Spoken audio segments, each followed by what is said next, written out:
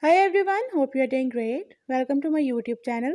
In my today's video, I'll be telling you how you can fix USB connected, disconnected and connected problem in your device Samsung A73.